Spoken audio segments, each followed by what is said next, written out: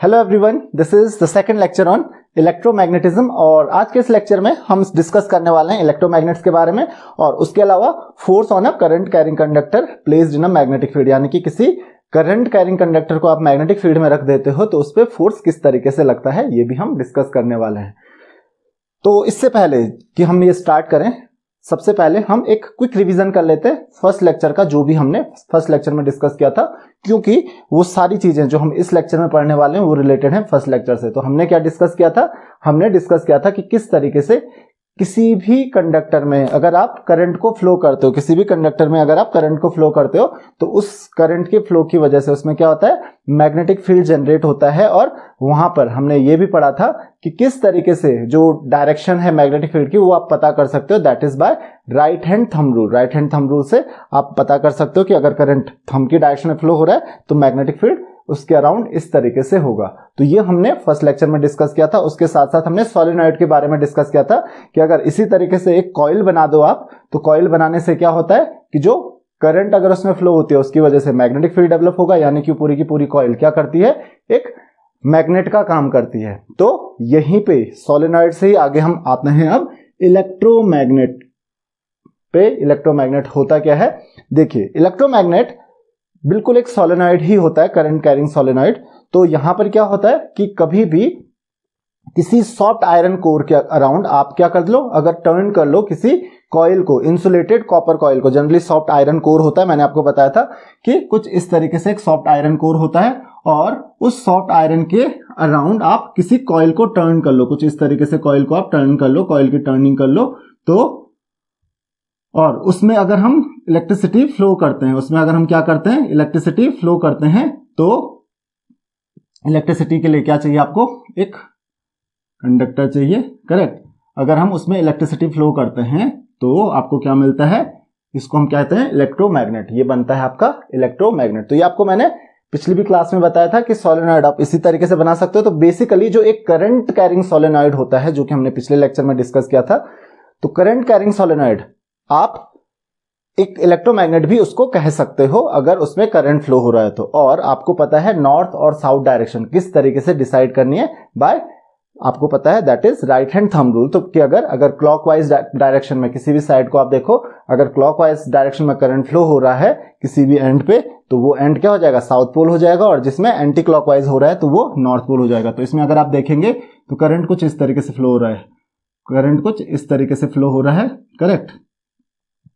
तो इसमें आप देख सकते हो करंट किस तरीके से फ्लो हो रहा है, इस तरीके से फ्लो हो रहा है, यानी कि क्लॉकवाइज डायरेक्शन में। तो यानी कि क्या हो गया, साउथ पोल हो गया और एक नॉर्थ पोल हो गया। और आपको पता है कि जो मैग्नेट होता है उसमें जो करंट की जो मैग्नेटिक फील्ड की डायरेक्शन होती है वो साउथ, नॉर्थ टू साउथ होती है, यानी कि इधर से बाहर जाएगी मैग्नेटिक फील्ड और कुछ इस तरीके से मैग्नेटिक फील्ड की डायरेक्शन होती है। तो ये क्या हो गया, आपका एक इलेक्ट्रोमैग्नेट हो गया। तो आई होप कि आपको इतना समझ में आ गया होगा कि डायरेक्शन किस तरीके से आप डिसाइड करते हो मैग्नेटिक फील्ड की। तो ये तो हो गया आपका इलेक्ट्रोमैग्नेट। अब इलेक्ट्रोमैग्नेट, मैंने कहा करंट कैरिंग सोलेनॉइड, हमने पिछले ही क्लास में भी करंट कैरिंग सोलेनॉइड और एक बार मैग्नेट के बारे में डिस्कस किया था कि दोनों में सिमिलैरिटीज क्या होती है और डिफरेंसेस क्या होते हैं। अब हम बात करते हैं यहाँ पे इलेक्ट्रोमैग्नेट जो होते हैं, हम बेसिकली दो तरीके के इलेक्ट्रोमैग्नेट्स यूज करते हैं। एक होता है आपका बार मैग्नेट, या जिसको आप कह सकते हो बार इलेक्ट्रोमैग्नेट, या फिर आई शेप मैग्नेट, आई की फॉर्म में। तो एक स्ट्रेट कंडक्टर होता है आई शेप मैग्नेट। क्या होता है इलेक्ट्रोमैग्नेट, एक स्ट्रेट कंडक्टर होता है, यानी कि स्ट्रेट आयरन कोर होता है, बिल्कुल सीधा, और उस पर आप क्या कर देते हो, कॉइल जो होती है उसकी टर्निंग कर देते हो। ये आप समझ सकते हो, यहाँ पे कॉपर की कॉइल होती है उसके अराउंड, और उसमें आप करंट फ्लो कर देते हो। तो ये क्या बन जाता है, आपका एक आई शेप मैग्नेट बन जाता है, जिसका नॉर्थ पोल इधर होगा और साउथ पोल इधर होगा। तो आप देख सकते हो जो मैग्नेटिक फील्ड लाइन जो होती है वो कहां से कहां की तरफ जाती हैं, वो जाती हैं नॉर्थ से साउथ की तरफ। कुछ इस तरीके से magnetic field lines north to south पास होंगी। तो ये चीज तो आपको समझ में आ गई होगी, ये आप पहले भी पढ़ चुके हो। नाउ अब हम क्या कर रहे हैं, अब हम बात करते हैं हॉर्सशू मैग्नेट की। हॉर्सशू मैग्नेट, या उसको हम यू शेप मैग्नेट भी बोलते हैं। अब हॉर्सशू क्यों, क्योंकि हॉर्सशू जो होता है आपने देखा होगा तो वो किस शेप में होता है, यू शेप में होता है, इसलिए इसका नाम भी क्या है, हॉर्सशू मैग्नेट। तो यहां पर यू शेप का क्या होता है हमारे पास, सेम, कोई डिफरेंस नहीं होता है कि यू शेप की एक आयरन की कॉइल होती है आपके, सेम कॉइल नहीं, यहाँ पे एक कंडक्टर होगा आयरन कोर यू शेप का इस तरीके से, और उसके चारों तरफ आप क्या कर देते हो, उसके चारों तरफ आप कर देते हो तो ये देख सकते हैं आप, ये एक यू शेप आपके पास आयरन कोर होगा और इस आयरन कोर का हम क्या करेंगे, इस आयरन कोर के चारों तरफ जैसे हमने यहाँ पे टर्निंग की थी, यहाँ पे भी ऐसी ही टर्निंग करेंगे। तो चलिए टर्निंग करके देखते हैं क्या होता है। तो सेम यहाँ पे ये हम बनाते हैं रियोस्टेट, करेक्ट। और अब एक कॉइल जो होगी इसके चारों तरफ हम टर्निंग इसकी कर लेंगे। तो टर्निंग किस तरीके से करेंगे, इस तरीके से हम कर लेते हैं।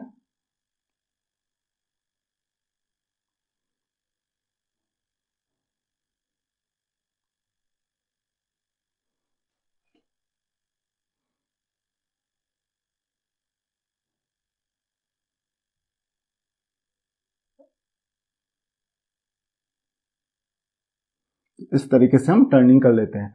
अब अगर आप देखोगे तो यहां पर करंट किस तरीके से फ्लो होता है, करंट कुछ इस डायरेक्शन में फ्लो होगा, यहां से इधर की डायरेक्शन में, फिर ऊपर की डायरेक्शन में, यहां पे कुछ इस डायरेक्शन में फ्लो होगा करंट, करेक्ट।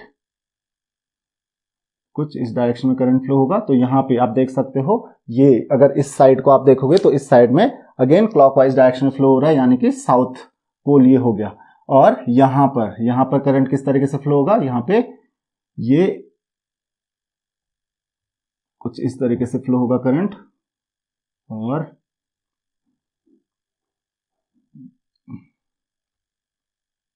यहां पे नीचे की तरफ फ्लो होगा करंट, कुछ इस तरीके से करंट फ्लो हो जाएगा।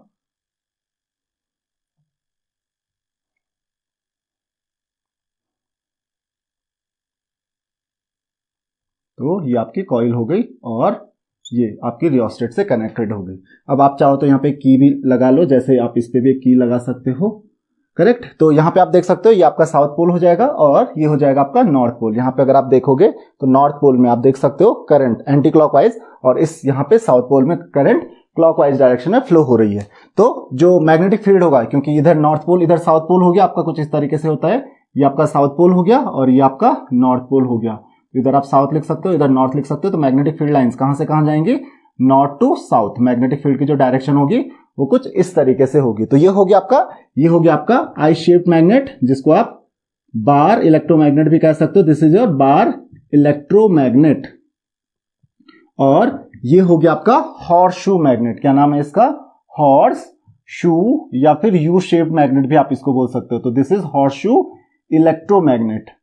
अब ये दो तरीके के हमारे पास इलेक्ट्रोमैग्नेट्स होते हैं। अब और भी चीजें हमको इलेक्ट्रोमैग्नेट्स के बारे में समझनी होंगी कि इलेक्ट्रोमैग्नेट्स जनरली कैसे बनते हैं, और उससे पहले हम परमानेंट मैग्नेट को डिस्कस कर लेते हैं, ताकि आपको ये जो मैग्नेट्स हैं इलेक्ट्रोमैग्नेट्स और परमानेंट मैग्नेट में डिफरेंस पता चल जाए। तो परमानेंट मैग्नेट्स वो मैग्नेट्स होते हैं which have permanent magnetic properties, जिनमें परमानेंट मैग्नेटिक प्रॉपर्टीज होती है, उनमें हमको करंट फ्लो करने की जरूरत नहीं होती है, उनमें परमानेंट मैग्नेटिज्म होता है, उनमें परमानेंट नॉर्थ और साउथ पोल होता है, तो वो परमानेंट मैग्नेटिज्म शो करते हैं। दूसरा, उसके अलावा उन परमानेंट मैग्नेटिज्म जनरली वो स्टील वगैरह दूसरे मेटल्स के होते हैं। यहाँ पे ये बनता है एक जो आयरन का एक सॉफ्ट कोर होता है और उसके ऊपर कॉपर की वाइंडिंग होती है, कॉपर की कॉइल होती है, और उसमें जब आप करंट फ्लो करते हो तो तब इलेक्ट्रोमैग्नेट बनता है। लेकिन वो किसी दूसरे सब्सटेंस का होता है, जनरली मेटल्स या फिर अलॉयज के होते हैं इलेक्ट्रोमैग्नेट, जो बार मैग्नेट होते हैं, और उनमें ध्यान रखिए परमानेंट मैग्नेटिज्म होता है।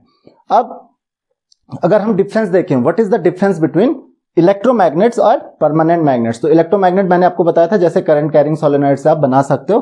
तो डिफरेंसेस क्या क्या होते हैं, सबसे पहला डिफरेंस कि जो परमानेंट मैग्नेट होता है उसमें परमानेंट मैग्नेटिज्म होता है, उसमें permanent north and south pole होता है, यानी कि it shows permanent magnetic properties. लेकिन अगर हम इलेक्ट्रोमैग्नेट की बात करें, it shows the magnetic properties और it behaves like a magnet only when current is pass through the coil. जब कॉइल से आप करंट पास करते हो तभी ये मैग्नेट की तरह बिहेव करेगा, अदरवाइज इसमें कोई भी मैग्नेटिक प्रॉपर्टीज नहीं होती हैं।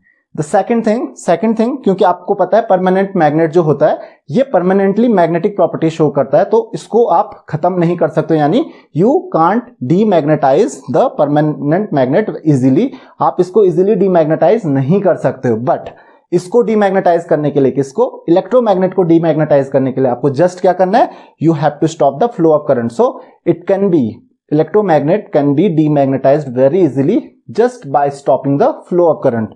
करंट फ्लो को रोक लीजिए, आपका जो इलेक्ट्रोमैग्नेट है वो डीमैग्नेटाइज हो जाएगा। तो बहुत ही सिंपल ये भी आपके पास। देन उसके अलावा और अगर डिफरेंसेस देखें तो और डिफरेंसेस क्या हैं कि जो परमानेंट मैग्नेट होता है it has permanent north and south pole and polarity does not change. तो परमानेंट नॉर्थ और साउथ पोल होते हैं किसमें? परमानेंट मैग्नेट में। तो परमानेंट मैग्नेट का अगर कोई नॉर्थ और साउथ पोल है तो वो नॉर्थ और साउथ हमेशा, वो जो नॉर्थ है वो हमेशा नॉर्थ ही रहेगा, साउथ जो है वो हमेशा साउथ ही रहेगा।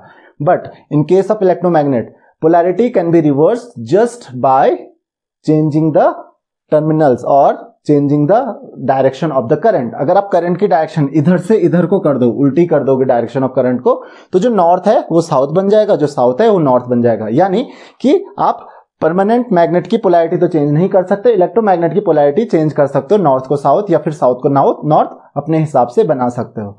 तो ये उसके अलावा एक और डिफरेंस है कि जो परमानेंट मैग्नेट होता है इसका जो मैग्नेटिक फील्ड होता है it is quite weak, it has weak strength of magnetic field. इसका जो मैग्नेटिक फील्ड होता है बहुत ज्यादा स्ट्रांग नहीं होता है। But electromagnet has very strong magnetic field. Electromagnet का जो मैग्नेटिक फील्ड होता है वो बहुत ही ज्यादा स्ट्रांग होता है as compare to permanent magnet. उसके अलावा एक और डिफरेंस है, यू कैन इंक्रीज और decrease the strength of magnetic field of electromagnet but you cannot change the strength of magnetic field of a permanent magnet।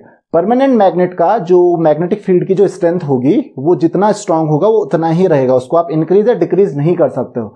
लेकिन electromagnet के case में आपको अगर मैग्नेटिक फील्ड स्ट्रांग करना है और ज्यादा स्ट्रांग करना है तो you can do it by two ways. एक तो आप करंट को इंक्रीज करके इसका मैग्नेटिक फील्ड की जो स्ट्रेंथ है उसको इंक्रीज कर सकते हो, और दूसरा जो तरीका है that is by increasing the number of turns in the coil. जो ये कॉइल है ना, जितने ज्यादा टर्न्स होंगे उतना ज्यादा स्ट्रांग इसका मैग्नेटिक फील्ड होगा। तो ये दो चीज का आप ध्यान रखना कि इसको आप दो तरीके से कर सकते हो। पहला कि आप करंट को इंक्रीज करके मैग्नेटिक फील्ड इंक्रीज कर सकते हो, मैग्नेटिक फील्ड की स्ट्रेंथ को इंक्रीज कर सकते हो, और दूसरा कि आप नंबर ऑफ टर्न्स जो है कॉइल में और ज्यादा कॉइल के टर्न्स बनाओगे, जितने ज्यादा टर्न्स होंगे मैग्नेटिक फील्ड आप उतना ज्यादा इंक्रीज कर सकते हो। जबकि परमानेंट मैग्नेट में ये फिक्स रहता है, ये इंक्रीज नहीं होती है। तो ये डिफरेंसेस हो गए परमानेंट मैग्नेट और इलेक्ट्रोमैग्नेट में। अब यहां पे मैंने आपको डिफरेंसेस बता दिए तो आपको एक चीज तो क्लियरली पता चल रही होगी कि इलेक्ट्रोमैग्नेट जो होता है it is more superior as compare to the bar magnet और you can say permanent magnet. Permanent magnet के कंपैरिजन में इट इज सुपीरियर और it is better. What are the advantages? Advantages क्या है जो इलेक्ट्रोमैग्नेट होता है उसके कंपेयर टू परमानेंट मैग्नेट? तो आपने डिफरेंसेस से ही पता लगा लिया होगा। फर्स्ट जो एडवांटेज है, इट कैन बी डीमैग्नेटाइज्ड और मैग्नेटाइज्ड एनी टाइम। आप जब चाहो इसको डीमैग्नेटाइज कर सकते हो, जब चाहो इसको मैग्नेटाइज कर सकते हो। जब चाहो करंट फ्लो करोगे तो इसमें मैग्नेटिक प्रॉपर्टीज आ जाएंगे, मैग्नेट की तरह बिहेव करने लगेगा। करंट के फ्लो को रोकेगा तो मैग्नेट की तरह बिहेव करना बंद कर देगा। जबकि परमानेंट मैग्नेट में तो मैग्नेटिक प्रॉपर्टीज हमेशा रहेंगी। तो इसको आप अपनी मर्जी से मैग्नेटाइज कर सकते हो। दूसरा, यू कैन इंक्रीज और decrease, you can change the strength of magnetic field by changing the current और changing the number of turns in the coils. तो आप इसको क्या कर सकते हो, इसका जो मैग्नेटिक फील्ड की जो स्ट्रेंथ है उसको इंक्रीज या डिक्रीज कर सकते हो अपनी रिक्वायरमेंट के अकॉर्डिंग। हाउ?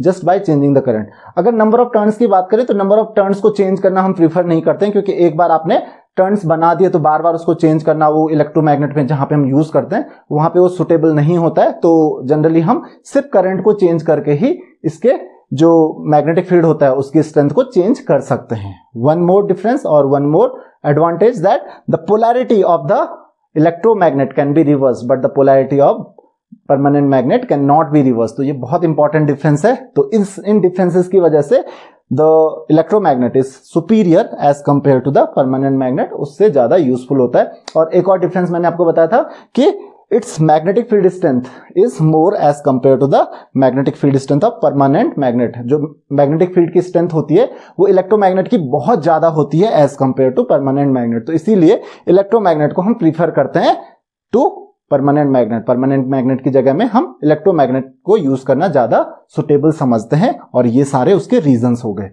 अब बात करते हैं इलेक्ट्रोमैग्नेट को यूज कहां पे हम करते हैं। यूजेस तो आपने देखा भी होगा, बहुत सारी जगहों पे मैग्नेट्स, इलेक्ट्रोमैग्नेट्स का यूज होता है। तो चलिए शुरू करते हैं, कहां कहां पे हम इलेक्ट्रोमैग्नेट्स को यूज करते हैं। तो सबसे पहले जो आपके इलेक्ट्रिकल डिवाइसेस होते हैं उनमें हम इलेक्ट्रोमैग्नेट्स को यूज करते हैं, जैसे आपकी मोटर हो गई, जैसे फैन हो गया, या आपका मिक्सर ग्राइंडर हो गया, या फिर वॉशिंग मशीन हो गया। तो ये क्या है, कुछ यूजेस हैं जो कि इलेक्ट्रिकल अप्लायंसेस आप यूज करते हो, इलेक्ट्रिकल अप्लायंसेस में आप यूज करते हो इन इलेक्ट्रोमैग्नेट्स को। और कहाँ पे यूज होते हैं, जो आपके स्पीकर्स होते हैं, स्पीकर्स में आप इलेक्ट्रोमैग्नेट्स को यूज करते हो। जो आपके माइक्स होते हैं, माइक्स में आप इलेक्ट्रोमैग्नेट्स को यूज करते हो। तो ये कुछ यूजेस हैं। और क्या है, जो स्क्रैप होता है, जैसे आयरन स्क्रैप होता है, तो आयरन स्क्रैप को उठाने के लिए, लिफ्ट करने के लिए या ट्रांसपोर्ट करने के लिए आप इलेक्ट्रोमैग्नेट का यूज कर सकते हो। तो क्या करता है, उसको लिफ्ट करके उसको दूसरी जगह पे ट्रांसपोर्ट कर सकता है इलेक्ट्रोमैग्नेट की हेल्प से वेरी इजीली। उसके साथ साथ जो किसी डिब्रीज में, डिब्रीज का मतलब क्या होता है, जो एक ढेर होता है जहां पे इंप्योरिटीज होते हैं, मेटल्स भी होते हैं, कहीं पे मेटल एज इंप्योरिटी होता है। तो अगर आयरन को वहां से निकालना है तो उसके लिए क्या करना पड़ेगा, इलेक्ट्रोमैग्नेट्स आप ऊपर से यूज कर सकते हो। इलेक्ट्रोमैग्नेट्स आयरन को होल्ड कर लेंगे और उसको रिमूव कर लेंगे।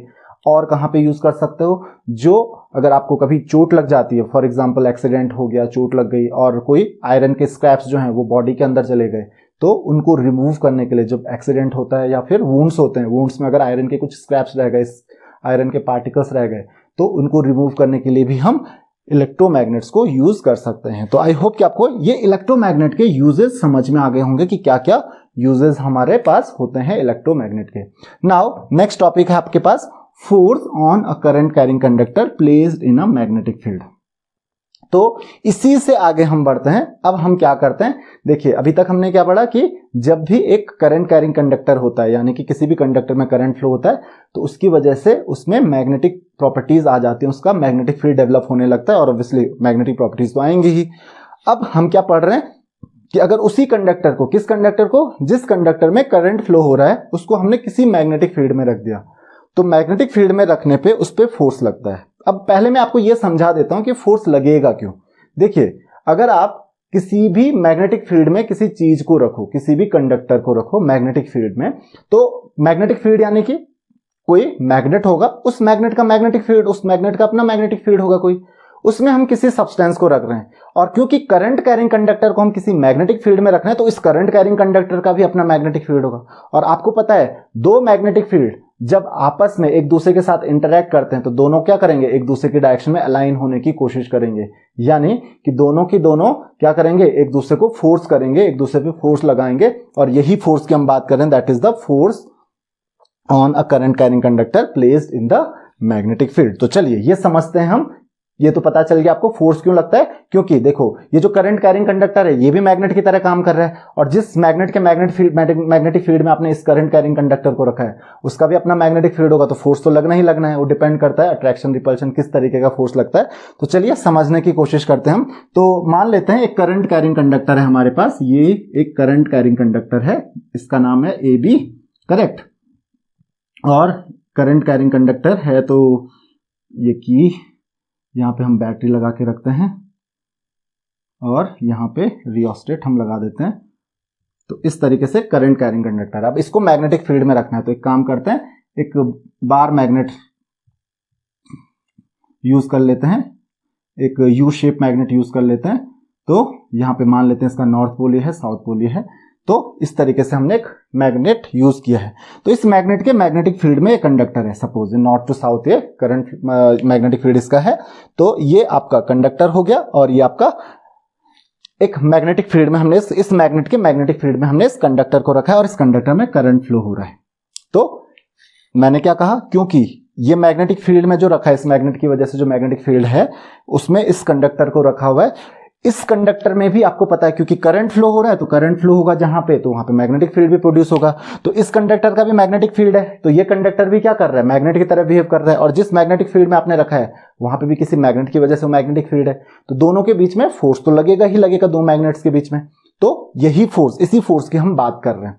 तो यहां पर इस कंडक्टर पे फोर्स किस तरीके से लगता है वो हम समझते हैं, किसकी हेल्प से, that can be understood with the help of Fleming's left hand rule। Fleming's left hand rule से हम उसको समझ सकते हैं। अब पहले ये डिपेंड करता है कि ये डिस्कस करते हैं हम कि किस किस चीज पे ये डिपेंड करता है, यानी कि किसी भी कंडक्टर पे जो फोर्स लगता है ना, वो किस चीज पे डिपेंड करता है। तो सबसे पहले अगर हम फोर्स की बात करें, फोर्स किस किस चीज पे डिपेंड करता है? पहली चीज that is directly proportional to B. अब ये बी क्या है, ध्यान रखिए बी क्या है, B is the magnetic field. भाई इस मैग्नेट का मैग्नेटिक फील्ड जितना स्ट्रांग होगा, बी क्या है, ध्यान रखिए बी इज मैग्नेटिक फील्ड। जिस मैग्नेटिक फील्ड में रखा है, इस कंडक्टर की खुद की मैग्नेटिक फील्ड की बात नहीं कर रहे हैं हम, जिस मैग्नेट के मैग्नेटिक फील्ड में रखा है उसके मैग्नेटिक फील्ड की बात कर रहे हैं कि वो मैग्नेटिक फील्ड जितना स्ट्रांग होगा ऑब्वियसली उस पे, इस कंडक्टर पे उतना ज्यादा फोर्स लगाएगा। तो पहली चीज force will be directly proportional to the magnetic field. दूसरा, ये जो फोर्स होगा, force is directly proportional to the current. अब करंट पे क्यों डिपेंड करेगा? I is current. करंट पे क्यों डिपेंड करेगा? सिंपल सी चीज है, क्योंकि फोर्स जितना ज्यादा आप लगाओगे, करंट मतलब करंट जितना ज्यादा आप फ्लो करोगे कंडक्टर में, तो करंट के ज्यादा फ्लो होने से, आपको पता है करंट ज्यादा फ्लो होगा तो इस कंडक्टर में उतना ज्यादा मैग्नेटिक फील्ड प्रोड्यूस होगा, और जितना ज्यादा मैग्नेटिक फील्ड प्रोड्यूस होगा वो इस दूसरे मैग्नेटिक फील्ड पे उतना ज्यादा फोर्स लगाएगा। तो इसीलिए force is directly proportional to the current. और थर्ड क्या है हमारे पास? थर्ड याद रखिए, force is directly proportional to the length of conductor. Obviously L क्या है? That is length of conductor. Force is directly proportional to the length of conductor. तो ये चीज ध्यान रखिए, ये जो फोर्स लगता है इस कंडक्टर पे वो लेंथ के डायरेक्टली प्रोपोर्शनल है। बस ये चीज आपको समझनी है। तो यहां से आप अगर तीनों को कंबाइन कर लें तो F is directly proportional to I into B into L, और you can say F is equal to I into B into L. अगर प्रोपोर्शनलिटी कांस्टेंट जनरली यहाँ पे 1 होता है तो यहाँ पे बी क्या होता है? Magnetic field. तो B इज इक्वल टू यहां से हो जाएगा F upon I into L. Force अगर यूनिट की बात करो, unit of B, unit of B यानी कि मैग्नेटिक फील्ड स्ट्रेंथ, आप कह सकते हो मैग्नेटिक फील्ड स्ट्रेंथ होती है B। तो B की जो यूनिट होती है that is equal to force यानी कि न्यूटन अपॉन, करंट की यूनिट होती है एम्पियर और लेंथ की यूनिट होती है मीटर। तो आप कह सकते हो न्यूटन पर एम्पियर पर मीटर। लेकिन इसको हम ये कहते नहीं है, इसको क्या कहते हैं हम? इसको हम एक और नाम से जानते हैं, टेस्ला। टेस्ला का नाम सुना होगा आपने, one of the greatest scientist हैं। तो टेस्ला से हम इसको डिनोट करते हैं, किसको? Unit of magnetic field strength. Magnetic field जो होता है उसकी यूनिट क्या है? टेस्ला है। तो ये चीज याद रखिए आप, टेस्ला उसकी यूनिट होती है। और ये फॉर्मूला बहुत इंपॉर्टेंट आपके लिए है नहीं, बट एक बार आपको समझना है कि ये कहां से आया है। देन हमने ये फोर्स तो समझ लिया, अब हम बात करेंगे फ्लेमिंग्स लेफ्ट हैंड रूल की। अभी फ्लेमिंग्स लेफ्ट हैंड रूल क्या? एक रूल हमने पहले भी पढ़ा था, that is right hand thumb rule. तो आपको ना रूल्स के बीच में डिफरेंशिएट करना समझना पड़ेगा। तो राइट हैंड थंब रूल था किस लिए, वो आपको पता होना चाहिए। किस लिए होता है right hand thumb rule? Right hand thumb rule आप किस लिए यूज करते हो कि अगर किसी भी करंट कैरिंग कंडक्टर में जो मैग्नेटिक फील्ड प्रोड्यूस होती है उस मैग्नेटिक फील्ड की डायरेक्शन के लिए। फ्लेमिंग्स लेफ्ट हैंड रूल किस लिए यूज होता है? फ्लेमिंग्स लेफ्ट हैंड रूल होता है इसके लिए, यानी कि आपको मैंने अभी बताया कि एक करंट कैरिंग कंडक्टर है, उसको आपने मैग्नेटिक फील्ड में रखा हुआ है, तो उस करंट कैरिंग कंडक्टर पे फोर्स लगेगा। किस डायरेक्शन में लगेगा ये बताता है Fleming's left hand rule. Fleming's left hand rule क्या कहता है? ये आपका लेफ्ट हैंड है, मेरा लेफ्ट हैंड है। फ्लेमिंग्स लेफ्ट हैंड रूल क्या कहता है कि आप अपना लेफ्ट हैंड ले लीजिए, ये लेफ्ट हैंड है, और इसकी जो थंब होता है, इंडेक्स फिंगर होती है, और ये सेंट्रल फिंगर जो होती है, ये तीनों फिंगर्स जो आपकी होती हैं, इन तीनों के एक दूसरे के म्यूचुअली परपेंडिकुलर रखना है, इस तरीके से कि तीनों एक दूसरे के परपेंडिकुलर हो जाए। इस तरीके से आपने इन तीनों फिंगर्स को रखा, करेक्ट। अब जब इस तरीके से इन तीनों फिंगर्स को रखा तो क्या कहता है ये फ्लेमिंग्स लेफ्ट हैंड रूल कि अगर इस तरीके से आप इन तीनों फिंगर्स को रखोगे कि ये जो आपकी सेंट्रल फिंगर होती है ये करंट की डायरेक्शन को शो करे, करेक्ट। किसकी डायरेक्शन को शो करे? करंट की डायरेक्शन को शो करे। और ये जो इंडेक्स फिंगर होती है, इंडेक्स फिंगर किसकी डायरेक्शन को शो करे? मैग्नेटिक फील्ड की डायरेक्शन को शो करे, जिस मैग्नेटिक फील्ड में आपने रखा हुआ है।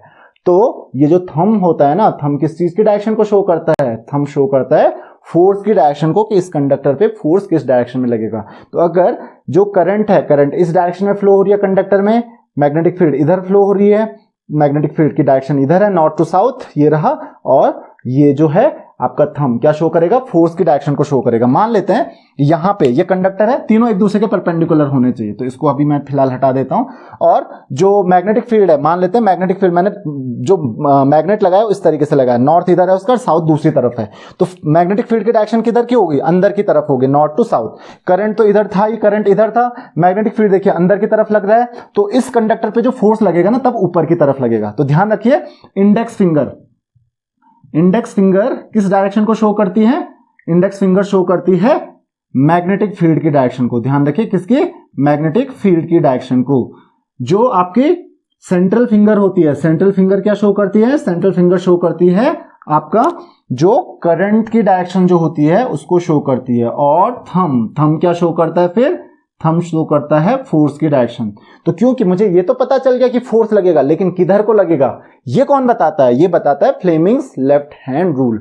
तो अब ये चीज क्लियर हो गई कि Fleming's left hand rule use किस लिए होता है। फ्लेमिंग्स लेफ्ट हैंड रूल हम तब यूज करते हैं जब हमने किसी करंट कैरिंग कंडक्टर को किसी मैग्नेटिक फील्ड में रखा हुआ है और मुझे ये पता करना है कि उस करंट कैरिंग कंडक्टर पे फोर्स किधर को लगेगा। तो वो कैसे पता करना है, ऐसे फ्लेमिंग्स लेफ्ट हैंड रूल में, कि अगर करंट की डायरेक्शन जो है वो जो आपके सेंट्रल फिंगर करंट की डायरेक्शन को शो करती है, जैसे कि मैंने आपको ये भी बताया मैग्नेटिक फील्ड ये आपकी 4 फिंगर शो करती है, तो आपका जो थंब होगा ये किसकी डायरेक्शन को शो करेगा, फोर्स की डायरेक्शन को। तो थंब की डायरेक्शन में फोर्स आपको पता चल जाएगा कि फोर्स किधर को लगेगा। अब इस फ्लेमिंग्स लेफ्ट हैंड रूल पे, क्योंकि आपको पता चल गई एक चीज कि अगर किसी भी करंट कैरिंग कंडक्टर को आप मैग्नेटिक फील्ड में रखते हो तो उस पर फोर्स लगता है, और फोर्स लगेगा तो ऑब्वियसली वो क्या करेगा, मूव करेगा। इसी की हेल्प से हम बनाते हैं इलेक्ट्रिक मोटर, इसी की हेल्प से हम बनाते हैं इलेक्ट्रिक मोटर। तो इलेक्ट्रिक मोटर पे यही प्रिंसिपल काम करता है। इलेक्ट्रिक मोटर में क्या करते हैं हम, एक मैग्नेटिक फील्ड अप्लाई करते हैं, उसके लिए क्या होता है, इलेक्ट्रिक मोटर में एक इलेक्ट्रोमैग्नेट होता है, साथ में एक करंट कैरिंग कंडक्टर होता है उसके अंदर, और उस पर हम फोर्स लगाते हैं तो मूव करने लगता है, तो रोटेट करने लगता है। तो फिलहाल आपके पास आपके सिलेबस में ये है नहीं, बट मैं जल्दी इस पे भी एक वीडियो बनाऊंगा। तो आई होप कि आपको ये फ्लेमिंग्स लेफ्ट हैंड रूल समझ में आ गया होगा। तो मैं इलेक्ट्रिक मोटर पे भी जल्दी एक वीडियो बनाऊंगा कि किस तरीके से इलेक्ट्रिक मोटर वर्क करती है। तो अगर इसमें आपका कोई भी डाउट है, कोई भी प्रॉब्लम है, तो आप मुझे कमेंट्स, फेसबुक, इंस्टाग्राम कहीं पर भी क्वेश्चंस पूछ सकते हैं। नेक्स्ट लेक्चर में हम एक बहुत ज्यादा इंपॉर्टेंट टॉपिक, इससे भी ज्यादा important topic electromagnetic induction discuss करने वाले हैं। So see you in the next lecture. Thank you very much.